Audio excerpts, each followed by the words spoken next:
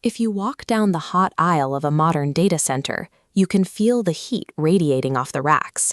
For decades, blowing cold air over these servers was enough to keep them running. But the custom accelerators required to train AI models generate so much thermal energy that air alone can no longer do the job. A conventional enterprise server rack typically operates between 5 and 15 kilowatts of power. At that density, standard fans and hot aisle containment systems pull the heat away reliably. Next to a standard 15 kilowatt rack, a modern 72 GPU training system pulls upwards of 130 kilowatts. This creates a physics problem. Right around 50 kilowatts, traditional air cooling reaches a physical breaking point. To pull away that much heat with ambient air, the required airflow volumes become physically enormous.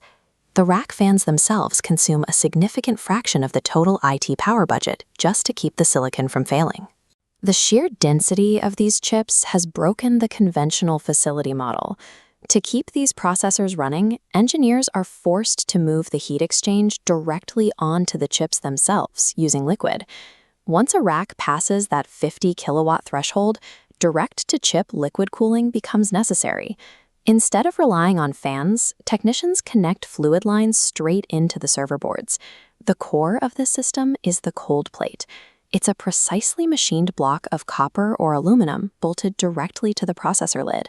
As water flows through it, it immediately absorbs the thermal energy generated by the chip. Handling these massive socket loads requires exact engineering tolerances.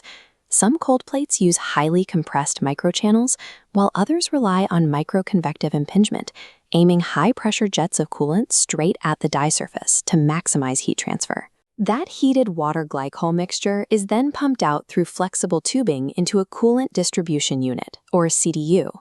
The CDU acts as an intermediary heat exchanger. It isolates the expensive IT equipment from the main building water, pulling the thermal energy out of the rack's fluid loop and transferring it to the facility's larger chilled water system. By bypassing the inefficiency of moving air, direct-to-chip liquid systems bring a facility's power usage effectiveness, or PUE, down toward the theoretical floor of 1.1. For even higher density deployments, some designs take liquid cooling to its logical endpoint by submerging entire servers into open-top tanks filled with a specialized, non-conductive dielectric fluid. This illustrates a two-phase immersion tank. Hot chips boil the fluid. Rising vapor absorbs thermal energy via latent heat of vaporization, carrying it to a water-cooled condenser coil.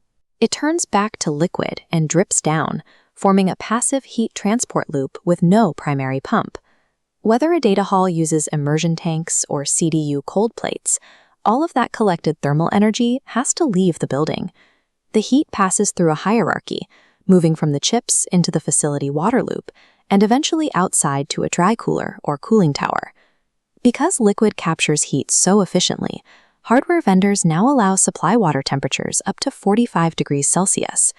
Operating at these higher inlet temperatures means facilities can use outdoor evaporative coolers for most of the year, eliminating the need for energy-heavy refrigeration. Concentrated hot water from these loops is now a utility commodity.